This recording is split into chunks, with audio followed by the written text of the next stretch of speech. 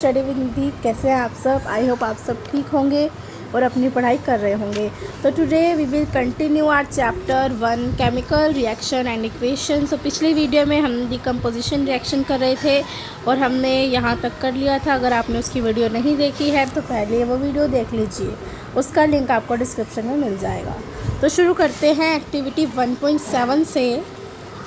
Activity क्या कह रही है ये? Take a plastic mug, drill 2 holes as it bets and fit rubber stoppers in this holes. हमने क्या लेना है? एक प्लास्टिक मग। ये प्लास्टिक मग लेना है और इसके अंदर क्या करने हैं? 2 होल करने हैं, ठीक है। एंड उसके बाद क्या लगाना है? Rubber stopper. ये जो आपको दिख रहे हैं ब्राउन कलर के, ये क्या है? रबर स्टॉपर लगा रखे हैं। एक मग लिया है, होल करके रबर स्टॉपर लगा रखे हैं, ठीक है। Insert carbon electrodes in this rubber stoppers as shown in figure. और फिर इनका जो रबर स्टॉपर है यहाँ पर हमने क्या लगा दी? एक कैथोड लगा दिया, ठीक है। कैथोड नहीं, कार्बन के इलेक्ट्रोड्स लगा दिया। कैथोड एनोड होता है ना, तो वो हमने इलेक्ट्रोड लगा दिए यहाँ पर, ये एनोड, और ये कैथोड लगा दिया हमने रबर स्टॉपर के साथ, कनेक्ट कर दिए। Connect this electrodes to a 6 volt battery. अब ये जो दोनों एनोड है इसे हम कनेक्ट कर देंगे 6 वोल्ट बैटरी से। Clear? Fill the mug with water such that the electrodes are immersed. और इस मग के अंदर हम पानी डाल देंगे कि जो इलेक्ट्रोड्स है हमारी वो क्या हो जाए? इमर्स्ड हो जाए। Add a few drops of dilute sulphuric acid to the water. उसके अंदर वाटर डाला, वाटर के अंदर फिर हम क्या डाल देंगे? डाइल्यूट सल्फ्यूरिक एसिड डाल देंगे। Clear? Sulphuric acid H2SO4। Take 2 test tube filled with water and invert them over the 2 carbon electrodes. अभी जो 2 कार्बन इलेक्ट्रोड है इनके ऊपर हम डाल देंगे टेस्ट ट्यूब। इन्वर्टेड मतलब उल्टी करके पानी भर के टेस्ट ट्यूब के अंदर हम इसे लगा देंगे। Clear? Switch on the current and leave the operators undisturb for some time. और फिर करंट को ऑन करेंगे 6 वोल्ट बैटरी से और ये करंट इसके अंदर फ्लो करेगा। You will observe the formation of bubbles और एट बोथ द इलेक्ट्रोड्स। आपको क्या मिलेंगे? बबल्स देखने को मिलेंगे दोनों इलेक्ट्रोड पे। ये इलेक्ट्रोड पे देखो, यहाँ पर भी बबल्स है, यहाँ पर भी, ठीक है। These bubbles displace water in the test tube. जो बबल्स हैं क्या डिस्प्लेस कर रहे हैं? पानी को डिस्प्लेस कर रहे हैं टेस्ट ट्यूब में। Is the volume of the gas collected the same in both the test tube. जो गैस दोनों टेस्ट ट्यूब में कलेक्ट हुई है क्या वो सेम है? तो once the test tubes are filled with the respective gases, remove them carefully. Test tubes gas one by one by bringing a burning candle close to the mouth of the test tube. What happens in each case? Which gas is present in each test tube? दोनों test tube में कौन सी gas present है? तो देखिए, जब आप ये, मैं आपको दोबारा से ये पूरी एक्टिविटी समझाती हूँ। हमने क्या करा? हमने एक मग लिया, प्लास्टिक मग लिया और इसके अंदर होल कर 2 रबर स्टॉपर लगाए। 2 रबर स्टॉपर लगाने के बाद 2 इलेक्ट्रोड कनेक्ट करे, एक साइड पे एनोड, दूसरी साइड पे कैथोड। फिर कैथोड और एनोड को हमने 6 वोल्ट बैटरी के साथ कनेक्ट कर दिया। फिर इस मग के अंदर पानी फिल करना है और ड्रॉप डालना है सल्फ्यूरिक एसिड की H2SO4। क्लियर? और 2 टेस्ट ट्यूब लगा देनी है दोनों इलेक्ट्रोड पे, उल्टी करके इन्वर्ट कर उसके अंदर पानी डाल के। क्लियर? तो क्या होगा? तो जब आप करंट पास करेंगे, इसमें से करंट पास होगा तो दोनों इलेक्ट्रोड में से बबल बनेंगे। तो क्या होता है इसमें? ये किसका एग्जांपल है? ये एग्जांपल हमारी इलेक्ट्रोलिसिस का। ये क्या हो रहा है? इलेक्ट्रोलिसिस। इसके अंदर जब भी हम वाटर है, इसके अंदर क्या है? पानी है, ठीक है। तो जब भी वाटर के अंदर से करंट पास करते हैं तो वाटर जो है वो टूट जाता है। किस में टूटता है? H2 और O2 में टूट जाता है। तो इसका मतलब जब ये सब होगा, करंट पास करेगा वाटर में से, तो वाटर की इलेक्ट्रोलिसिस हो जाएगी, इलेक्ट्रोलिसिस ऑफ वाटर, जिसमें वाटर जो है वो हाइड्रोजन और ऑक्सीजन में टूट जाएगा, ठीक है। क्या होगी इसमें? इलेक्ट्रोलिसिस ऑफ वाटर, जिसमें वाटर जो है H2O जो है वो टूट जाएगा H2 और O2 में, ठीक है। क्लियर हो गया? और इस पे क्या होगा? ये क्वेश्चन आता है कि एनोड पे कौन सी गैस बनती है और कैथोड पे कौन सी गैस बनती है। तो जो हमारा एनोड है उस पे ऑक्सीजन गैस बनती है और जो हमारा कैथोड है इस पे हाइड्रोजन गैस बनती है, ठीक है। इसे आप याद रखना है, ये पूछा जाता है इस एक्टिविटी में कि एनोड पर कैथोड पर कौन सी गैस बनी है। तो आप कैसे याद कर सकते हैं? एनोड एनोड में O बड़ा लिख दो ताकि पता चले कि इसमें ऑक्सीजन बन रही है। और कैथोड में क्या बन रहा है, हाइड्रोजन। क्लियर हो गया। तो ये इस एक्टिविटी में हमें बताया गया है। ठीक है, तो आगे देखिए, इन्होंने कहा कौन सी गैस निकली दोनों पे। यहाँ पर क्या निकली, यहाँ पर ऑक्सीजन गैस, इस टेस्ट ट्यूब से हाइड्रोजन गैस। और ये किसका एग्जांपल है, ये डीकम्पोजिशन रिएक्शन या फिर इलेक्ट्रोलिसिस का एग्जांपल है। यहाँ पर इलेक्ट्रोलिसिस हो रही है, किसकी, इलेक्ट्रोलिसिस हो रही है वाटर की, जिससे क्या होगा, वाटर जो है वो टूट जाएगा H2 और O2 में। क्लियर। तो आगे देखते हैं। नेक्स्ट एक्टिविटी है एक्टिविटी 1.8। इसमें हमें कहा है take 2 gram silver chloride in a china dish. हमने क्या लिया, एक चाइना डिश है, इसमें हमने सिल्वर क्लोराइड लिया जो कि होता है AgCl। ठीक है, क्या होता है, AgCl। Place this China dish in a sunlight. और इस चाइना डिश को, इस प्लेट को जिसे आप कहते हैं, उसे हम सनलाइट के आगे रख देंगे तो क्या होगा, observe the colour of the silver chloride after some time. तो सिल्वर क्लोराइड का कलर हमें ऑब्जर्व करना है कि सिल्वर क्लोराइड को धूप में रखने के बाद उसका कलर कैसा होगा। तो ये देखिए, silver chloride turns grey in sunlight to form silver metal. जो सिल्वर क्लोराइड है वो कैसा हो जाएगा, ग्रे कलर का हो जाएगा जब हम उसे कहाँ रखेंगे, सनलाइट में रखेंगे। तो देखिए, you will see that white silver chloride, silver chloride पहले कैसा था, वाइट कलर का सिल्वर क्लोराइड, जब हम उसे सनलाइट में रखेंगे तो वो कैसा हो जाएगा, ग्रे कलर का हो जाएगा। This is due to decomposition of silver chloride into silver and chlorine by light. तो क्या हुआ, इसमें डीकम्पोजिशन हो गया, सिल्वर क्लोराइड किस में बदल गया, सिल्वर में, और क्लोराइड जो है उसकी लाइट बन गई। ठीक है, तो AgCl था जो वाइट कलर का था, याद रखेंगे किस कलर का है, वाइट कलर का। जब उसे सनलाइट में रखेंगे तो वो किस कलर का हो जाएगा, Ag जो है वो ग्रे कलर का बन जाएगा। ठीक है, और क्लोराइन जो है वो गैस बन के बाहर निकल जाएगी, हमारे पास खाली क्या रह जाएगा, Ag रह जाएगा। ठीक है, सिल्वर रह जाएगा खाली, क्लोराइन जो है वो गैस बन के बाहर निकल जाएगा। क्लियर होगी ये एक्टिविटी, जो कि सिल्वर जो होगा वो किस कलर का होगा, ग्रे कलर का। ठीक है, ऐसे ही ये रिएक्शन भी है। अगर हम Ag को ब्रोमीन के साथ रिएक्ट कराएंगे सनलाइट की प्रेजेंस में, ये Ag बाहर और ब्रोमाइन अलग हो जाएगा, ब्रोमाइन गैस बन के बाहर चला जाएगा और जो सिल्वर है वो ग्रे कलर का रह जाएगा। क्लियर हो गया, ये किसका एग्जांपल है, ये सारे आपके डीकम्पोजिशन रिएक्शन के एग्जांपल हैं।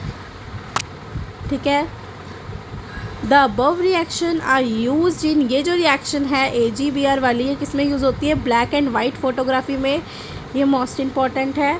ठीक है, the form of energy is causing this decomposition reaction. We have seen that the decomposition reaction require energy either in the form of heat, light, electricity for breaking down the reactants. Decomposition reaction में क्या होता है, energy चाहिए होती है। मतलब decomposition reaction कब होती है, या तो हीट की प्रेजेंस में होगी, लाइट के प्रेजेंस में, इलेक्ट्रिसिटी के प्रेजेंस में। डिकम्पोज होना मतलब किसी चीज़ का टूटना।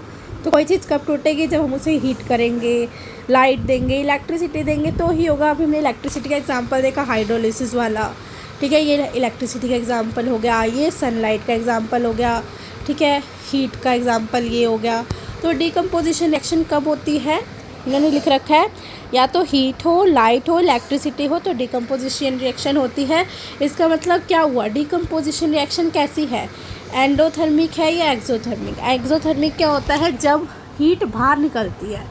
ठीक है, जब हीट इवोल्व होती है, एग्जिट होती है।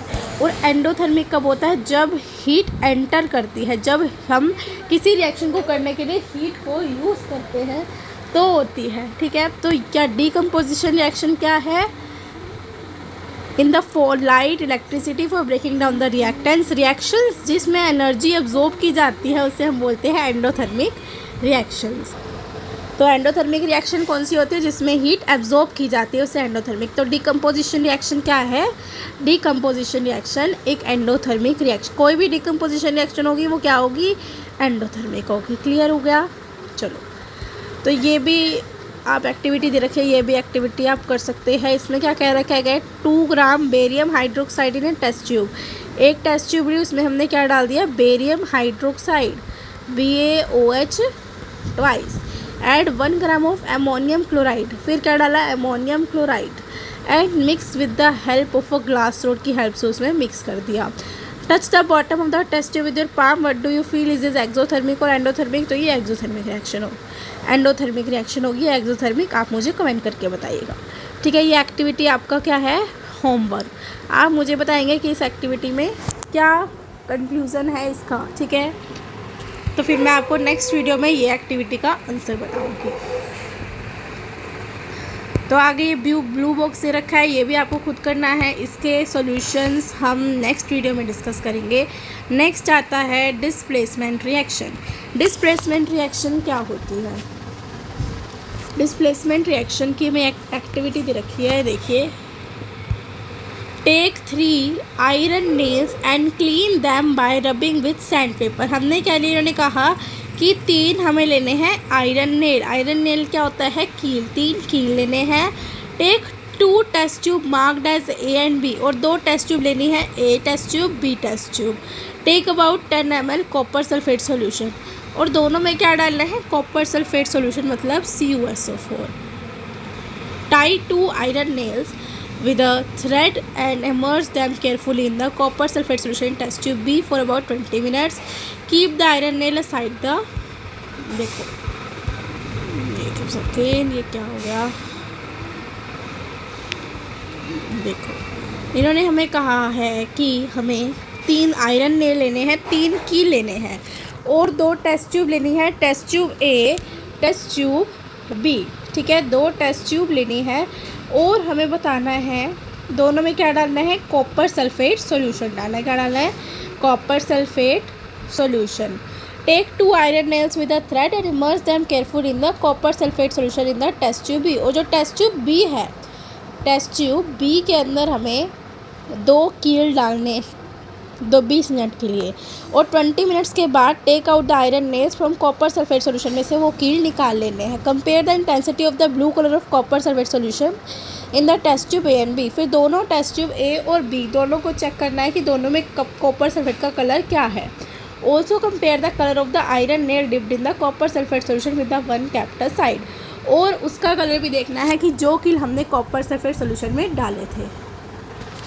देखो ऐसे करना है, हमने क्या ली, 2 टेस्ट ट्यूब लिए, एक टेस्ट ट्यूब, दूसरी टेस्ट ट्यूब, दोनों में क्या डालेंगे, हम कॉपर सल्फेट सॉल्यूशन डालेंगे।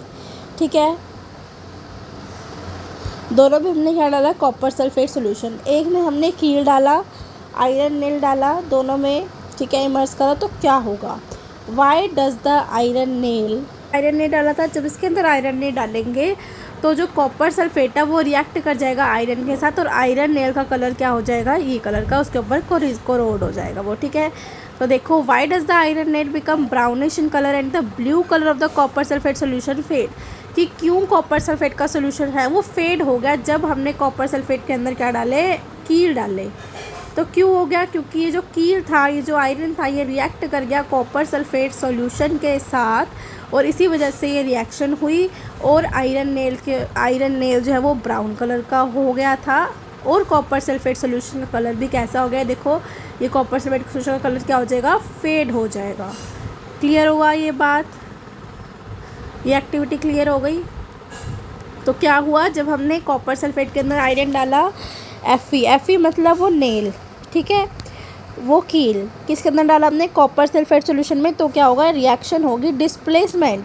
डिस्प्लेसमेंट रिएक्शन क्या होती है कि एक मेटल दूसरे मेटल को क्या कर दे, डिस्प्लेस कर दे। देखो Fe था, CuSO4 था, Cu अब SO4 किसके साथ आ गया, Fe के साथ। ये Cu जो है वो क्या हो गया, डिस्प्लेस, Cu बाहर निकल गया, डिस्प्लेस हो गया, तो इसी वजह से इस रिएक्शन का नाम हो गया डिस्प्लेसमेंट रिएक्शन। की एक मेटल, मतलब ये जो आयरन है ये ज़्यादा रिएक्टिव है देन कॉपर, इसी वजह से आयरन ने कॉपर को हटा दिया और वो खुद लग गया। देखो CuSO4 था, CuSO4 से क्या आ गया, FeSO4 आ गया। जो आयरन है Fe है, इसने Cu को हटा दिया, डिस्प्लेस कर दिया, क्योंकि Fe जो है वो मोर रिएक्टिव है देन कॉपर, तो इसे बोलते हैं हम डिस्प्लेसमेंट रिएक्शन। एक मेटल दूसरे मेटल को जब डिस्प्लेस कर देता है, Fe CuSO4 हट गया और इसके साथ Fe आ गया, तो क्या बन गया, आयरन सल्फेट सोल्यूशन, कॉपर जो बाहर आ गया। इन दिस रिएक्शन आयरन, देखो लिखा हुआ है ये, in this reaction iron has displaced और रिमूव अनदर एलिमेंट। आयरन ने क्या कर दिया, डिस्प्लेस कर दिया, रिमूव कर दिया अदर एलिमेंट को, कॉपर सल्फेट सॉल्यूशन से। इस रिएक्शन को क्या बोलते हैं, डिस्प्लेसमेंट रिएक्शन। जैसे और एग्जांपल है, जेड जिंक है, कॉपर सल्फेट सॉल्यूशन में डाला तो जिंक क्या करेगा, मोर रिएक्टिव है कॉपर से, जिंक खुद लग जाएगा और कॉपर को डिस्प्लेस कर देगा। PbCuCl2, Cu क्या है, कम रिएक्टिव है, Cu डिस्प्लेस हो जाएगा और Pb इसके साथ जुड़ जाएगा, PbCl2। क्लियर हो गया। जिंक एंड लेड, अब इसमें लिखा हुआ है कि जो जिंक है और लेड है मतलब Pb, ये मोर रिएक्टिव एलिमेंट है कॉपर से, इसी वजह से इन्होंने कॉपर को डिस्प्लेस कर दिया। तो याद रखेंगे जो ज़्यादा रिएक्टिव मेटल होगा वो डिस्प्लेस करेगा कम रिएक्टिव मेटल को। तो ये थी डिस्प्लेसमेंट रिएक्शन। आगे है double displacement reaction. Double displacement reaction की एक एक्टिविटी है, ये भी देख लेते हैं। Take about 3 ml of sodium sulphate solution in a test tube. एक हमने क्या लिया, एक टेस्ट ट्यूब ली, ये टेस्ट ट्यूब ली हमने, ठीक है। इसके अंदर क्या डाल दिया, सोडियम सल्फेट सॉल्यूशन डाला। सोडियम सल्फेट मतलब Na2SO4 डाला, ठीक है। पहले पढ़ लेते हैं फिर आपको समझाती हूँ। हमने एक टेस्ट ट्यूब के अंदर क्या डाला, सोडियम सल्फेट डाला, दूसरी टेस्ट ट्यूब में हमने बेरियम क्लोराइड डाला, मिक्स कर दिया दोनों सोल्यूशन को। बताओ क्या होगा, तो देखते हैं। You will observe that a white substance which is insoluble in water is formed. This insoluble substance formed is known as precipitate. Any reaction that produces a precipitate can be called as precipitation reaction. पहले इस activity को देखो, ये activity हमें क्या कह रही है, इन्होंने कहा कि एक टेस्ट ट्यूब में क्या लो, सोडियम सल्फेट मतलब Na2SO4 और दूसरी में BaCl2, इन दोनों को क्या कर दो, मिक्स कर दो। तो क्या होगा, तो देखो क्या होगा, क्या रिएक्शन बनेगी, ये लिखी हुई है। क्या लिया था हमने, Na2SO4 और दूसरे में BaCl2। तो अब क्या होगा, इसमें उसमें था डिस्प्लेसमेंट, इसका नाम है डबल डिस्प्लेसमेंट, मतलब 2 बार डिस्प्लेस होना मेटल को। तो क्या होगा, ये जो Na है ये Cl के साथ चला जाएगा और ये Ba जो है ये SO4 के साथ चला जाएगा, BaSO4 और NaCl। ये डबल डिस्प्लेसमेंट, 2 बार डिस्प्लेसमेंट हो जाएगी। देखो ये जो NaSO4 है, NaSO4, Na जो है वो Cl के साथ चला जाएगा और ये जो Ba है ये SO4 के साथ चला जाएगा। एक बार डिस्प्लेस हुआ, दूसरी बार डिस्प्लेस हुआ, इसलिए इसका नाम क्या है, डबल डिस्प्लेसमेंट रिएक्शन। और इसमें क्या बन गया, BaSO4 और NaCl। अब हम क्या देखेंगे कि इस रिएक्शन के अंदर एक वाइट कलर का सब्सटेंस बन रहा है, वाइट सब्सटेंस जिसे बोलते हैं प्रेसिपिटेट। तो डबल डिस्प्लेसमेंट रिएक्शन में प्रेसिपिटेट भी बनते हैं ज़्यादातर, ठीक है। तो BaSO4 क्या बना, इसमें वाइट प्रेसिपिटेट लिखा हुआ। You will observe that a white substance which is insoluble in water, ये क्या होगा, इनसॉल्युबल होगा। यहाँ पर ये देखो आपको ऐसे दिख रहा होगा, ये क्या है, प्रेसिपिटेट है वाइट कलर की, ये इनसॉल्युबल, पानी में नहीं घुलते प्रेसिपिटेट। तो उसे सब्सटेंस को क्या बोलते हैं हम, प्रेसिपिटेट। और जो रिएक्शन प्रोड्यूस करती है प्रेसिपिटेट उसे हम कहते हैं प्रेसिपिटेशन रिएक्शन। तो ये एग्जाम्पल किसका हो गया, ये प्रेसिपिटेशन रिएक्शन का भी एग्जाम्पल हो जाएगा और डबल डिस्प्लेसमेंट रिएक्शन का भी एग्जाम्पल हो जाएगा, ठीक है। क्लियर हो गया, डबल डिस्प्लेसमेंट रिएक्शन, ये वाइट कलर के प्रेसिपिटेट बनेंगे, तो इसे प्रेसिपिटेशन रिएक्शन भी बोला जाता है और डबल डिस्प्लेसमेंट रिएक्शन बोला जाता है। What causes this, the white precipitate किसका बनेगा, BaSO4 का वाइट प्रेसिपिटेट बनेगा। यहाँ पर आप लिख लेना BaSO4 का क्या बन जाएगा, white precipitate. Is formed by the reaction of SO4 and Ba2। ये कैसे बना, SO4 का Ba और SO4 जब जुड़े तो BaSO4 बना, ठीक है। The other product formed is sodium chloride, और दूसरा प्रोडक्ट क्या बना है, sodium chloride, which remains in the solution, जो सोल्यूशन के अंदर ही रहेगा। तो सच रिएक्शन जिसमें क्या हो, एक्सचेंज हो आयंस का बिटवीन द रिएक्टेंट, उसे हम बोल देते हैं डबल डिस्प्लेसमेंट रिएक्शन, ठीक है। इसमें आयंस का ही तो चेंज हुआ है, देखो Ba के साथ क्या था, एक सेकेंड, Na के साथ SO4 था, तो इसके Na के बाद Cl हो गया, आयंस का एक्सचेंज हो गया, ठीक है। तो ये क्या है, डबल डिस्प्लेसमेंट रिएक्शन। ये एक्टिविटी भी मैं आपको नेक्स्ट वीडियो में कराऊंगी, ये एक्टिविटी भी आपका क्या है, होमवर्क, नेक्स्ट वीडियो में आपको कराऊंगी। नेक्स्ट है ऑक्सीडेशन एंड रिडक्शन। ऑक्सीडेशन क्या होता है और रिडक्शन क्या होता है, ठीक है। इसकी एक्टिविटी है heat A China dish containing 1 gram of copper powder. China dish होती है, सबको पता है। इसके अंदर हमने क्या डाला, इसके अंदर हमने डाल दिया कॉपर पाउडर, CU डाल दिया। व्हाट यू ऑब्जर्व, क्या ऑब्जर्व करोगे, द सरफेस जो है कॉपर पाउडर का वो किसके साथ हो जाएगा, ब्लैक कॉपर ऑक्साइड के साथ कोट हो जाएगा। Why has this black substance form, ये ब्लैक सब्सटेंस क्यों बना, हमने तो कॉपर पाउडर डाला था। देखो जब भी किसी सब्सटेंस को हीट करते हैं मतलब उसके साथ क्या रिएक्ट करता है, ऑक्सीजन। ये कॉपर पाउडर को हमने क्या करा, कॉपर पाउडर को हमने हीट करा। कॉपर हीट करते हैं किसी चीज़ को तो क्या होता है, ऑक्सीजन। तो क्या हो जाएगा ये CuO, क्या बन गया, कॉपर ऑक्साइड। कॉपर ऑक्साइड बन गया जो कि किस कलर का होता है, ब्लैक। इसी वजह से सब्सटेंस क्या हो गया, ब्लैक कलर का। तो दिस इज़ बिकॉज, यहाँ लिखा हुआ देखो, this is because oxygen is added to copper and copper oxide is form. क्यों कॉपर ऑक्साइड बना, क्योंकि कॉपर जो है वो ऑक्सीजन के साथ रिएक्ट हो गया, इसी वजह से कॉपर ऑक्साइड बन गया। ये रिएक्शन हुई Cu + O2 CuO हीट हुई।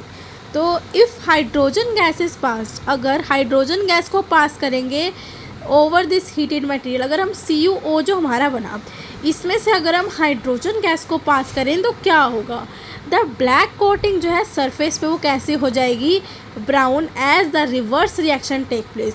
देखो कॉपर पहले कैसा था, ब्राउन, जब हीट हुई तो कैसा हो गया, ब्लैक। लेकिन उन्होंने कहा कि जब हम ये जो ब्लैक कलर का सब्सटेंस है इसके अंदर जब हम हाइड्रोजन गैस के साथ रिएक्ट कराए तो ये ब्लैक सब्सटेंस दोबारा से ब्राउन हो जाएगा। क्लियर, समझ में आ रही है मेरी बात। क्या कहा इन्होंने कहा कॉपर लिया, कॉपर को हीट करा तो क्या बन गया, कॉपर ऑक्साइड, जो कि किस कलर का था, ब्लैक। और कॉपर किस कलर का होता है, ब्राउन। लेकिन इन्होंने कहा ये जो हमारा ब्लैक कलर का सब्सटेंस है CuO कॉपर ऑक्साइड, जब हम इसे हाइड्रोजन के साथ रिएक्ट कराएंगे ना तो ये दोबारा से ब्राउन हो जाएगा। ठीक है, देखो अब इसके रिएक्शन देखो, CuO है, इसको दोबारा से इन्होंने हाइड्रोजन के साथ कराया तो क्या होगा, Cu अलग हो जाएगा और वाटर बाहर। ठीक है, इफ़ अ सब्सटेंस ये होता है oxidation and reduction.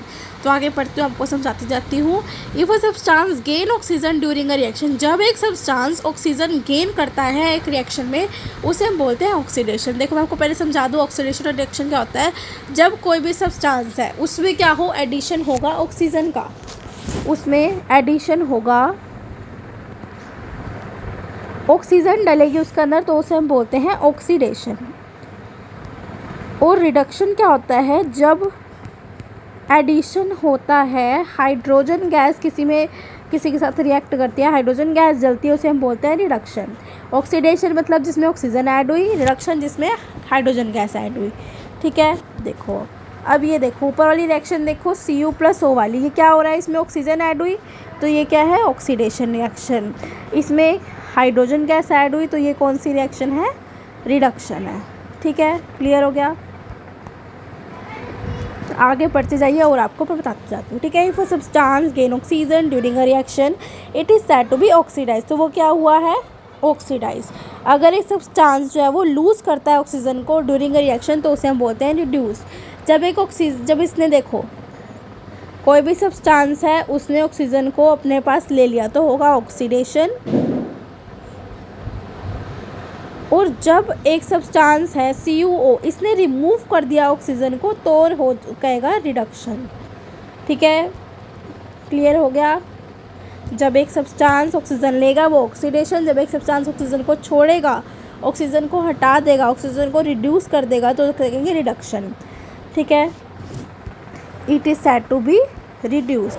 During this reaction the copper oxide जो है वो लूज़ कर रहा है ऑक्सीजन को, कॉपर ऑक्साइड ने ऑक्सीजन को क्या कर दिया, लूज़ कर दिया, खाली Cu बन गया तो इसमें क्या हुआ, रिडक्शन हुई। क्या हुआ, reduction. The hydrogen is gaining oxygen and is being oxidise. In other words, जब एक one reactant get oxidized while the other get reduced during a reaction, such reaction are called oxidation reduction reaction और redox reaction। जब एक ही reaction के अंदर, ये देखो, जब एक ही रिएक्शन के अंदर ऑक्सीडेशन भी हो रहा हो और रिडक्शन भी हो रहा हो तो उसे हम बोल देते हैं ऑक्सीडेशन रिडक्शन या फिर रिडॉक्स रिएक्शन।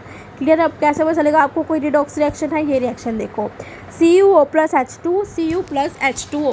पहले ये देखो CuO है, CuO से क्या बन रहा है Cu, मतलब ऑक्सीजन हट गई, क्या हो गया रिडक्शन हो गया ऑक्सीजन का। तो ये क्या होगा, हमने पढ़ा था रिडक्शन हो जाए जब ऑक्सीजन का तो क्या होता है, लॉस ऑक्सीजन हो तो रिडक्शन होता है।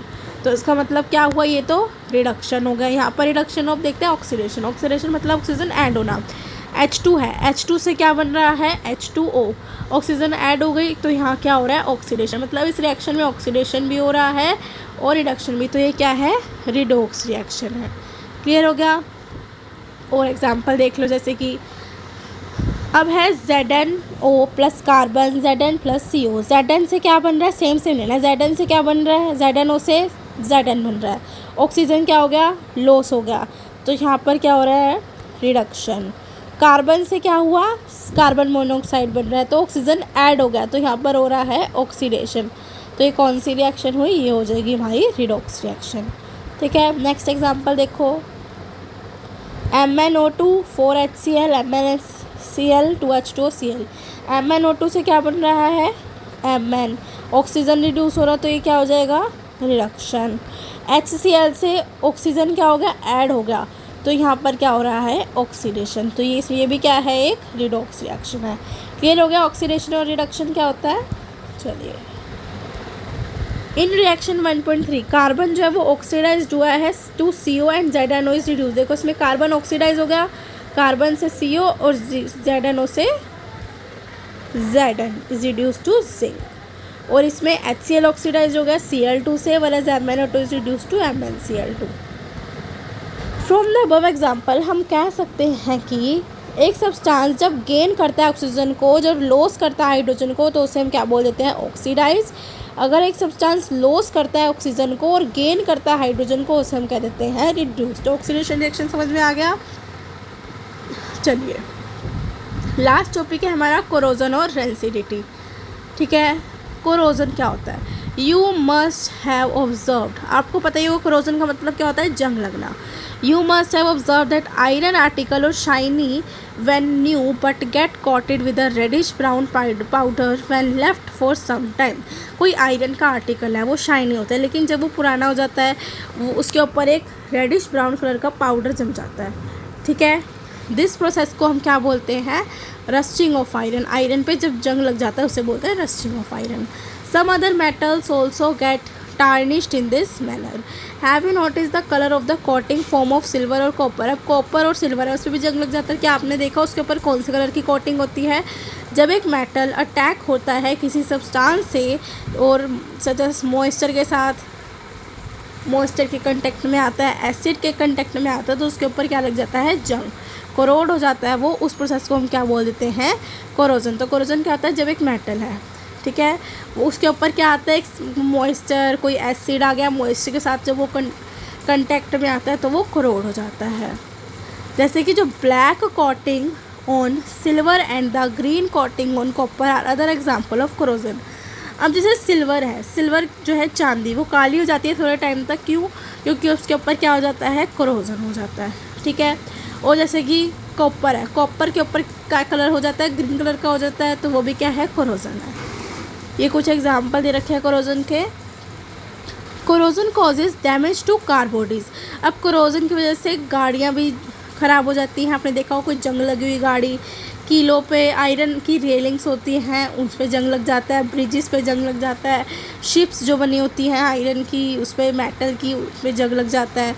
ऑल ऑब्जेक्ट जो भी मेटल का बना होता है उस पर जंग लगता ही लगता है। और ज़्यादातर जो आयरन की चीज़ें होती हैं उन पर तो लग ही जाता है। आपने देखा ही होगा घर में आयरन की कितनी चीज़ें होती है, उस पर जंग लग जाता है, वो ब्राउन कलर का हो जाता है। तो कोरोजन ऑफ आयरन एक सीरियस प्रॉब्लम है। Every year enormous amount of money is spend to replace damage iron. हर साल बहुत ज़्यादातर मनी जो है वो आयरन को रिप्लेस करने में ही लग जाती है। आप कोरोजन के बारे में चैप्टर 3 में पढ़ेंगे। तो कोरोजन क्या होता है, जब एक मेटल के ऊपर क्या आ जाता है, कोई मॉइस्चर अटैक करता है, कोई एसिड अटैक करता है। ठीक है, और जब आयरन को जंग लगता है उसे हम रस्टिंग बोलते हैं। ब्लैक कलर का हो जाता है सिल्वर जंग लगने के बाद, और कॉपर जो वो ग्रीन कलर का हो जाता है। नेक्स्ट है rancidity. Have you ever tested और smell the fat oil containing food material left for a long time. मान लो कोई पैकेट आपने खोला चीज़ का, उसे नहीं खाया, ऐसे ही खुला रख दिया, तो वो कैसे अजीब सा हो जाता है, करके देखना, ठीक है। वो बहुत गंदे से स्मेल आती है उसमें, ठीक है, बहुत गंदा हो जाता है वो। When fat and oil are oxidise they become rancid and their smell and taste change. जो आप चीज़ लाते हो बाहर से, कोई पैकेट लाए तो उसमें क्या होता है, फैट और ऑयल होता है। तो फैट और ऑयल वो जो है वो जब उसे खुला रख देता है तो वो ऑक्सीजन के साथ रिएक्ट कर जाता है और क्या बना देता है, ऑक्सीडाइज हो जाता है और रेंसिड हो जाता है, बहुत गंदा हो जाता है। और इसकी स्मेल जो है वो भी क्या हो जाती है, बहुत गंदी, उसका टेस्ट चेंज हो जाता है। Usually substances which prevent oxidation antioxidants are added to food containing fats and oil. इसी वजह से क्या होता है, जो खाने के पैकेट वगैरह होते हैं उनके अंदर एंटीऑक्सीडेंट, नाम क्या है, एंटीऑक्सीडेंट। एंटी मतलब जिस पे जो ऑक्सीडेशन ना हो, मतलब जो ऑक्सीजन के साथ रिएक्ट ना करे। तो इसी वजह से क्या कर देते हैं, हम एंटीऑक्सीडेंट डाल देते हैं खाने के अंदर, जिनके अंदर फैट और ऑयल होता है, ताकि वो फैट और ऑयल जो है वो ऑक्सीजन के साथ रिएक्ट ना करे और वो रेंसिड ना हो। Keeping food in airtight container helps to slow down oxidation. जब हम क्यों कहते हैं कि खाने को एयर टाइट में रखो, नमकीन वगैरह, बिस्किट वगैरह, ताकि वो ख़राब ना हो, वो ऑक्सीजन के साथ रिएक्ट ना करे और वो रेंसिड ना हो। Do you know that chips manufacture usually flush bags of chips which gas such as nitrogen to prevent the chips from getting oxidise. अब जो चिप्स के पैकेट होते हैं उनके अंदर एक गैस भरी होती है, फूले फूले से होते हैं, तो उनके अंदर नाइट्रोजन गैस भरी जाती है वैसे तो, और हीलियम गैस भी भरी जाती है उनके अंदर, ताकि वो जो पैकेट है वो ऑक्सीडाइज ना हो, ठीक है। तो ये था रेंसिडिटी, कि जब कोई भी फैट और ऑयल ऑक्सीडाइज हो जाता है तो वो रेंसिड बन जाता है और उसका स्मेल और टेस्ट बहुत गंदा हो जाता है। क्लियर। तो आपका चैप्टर यहीं ख़त्म होता है। अगर आपको कोई भी क्वेरी हो तो आप कमेंट कर सकते हैं, वीडियो को लाइक करें, चैनल को सब्सक्राइब ज़रूर कर देना ताकि आपको और चैप्टर्स की वीडियो मिले। Thank you, bye bye. और इसकी जो इस चैप्टर में जो एक्टिविटीज़ हैं, जो होमवर्क में दी हैं, वो मैं आपको नेक्स्ट वीडियो में कराऊंगी। तो तब तक के लिए बाय बाय, थैंक यू, और अपनी पढ़ाई करते रहें।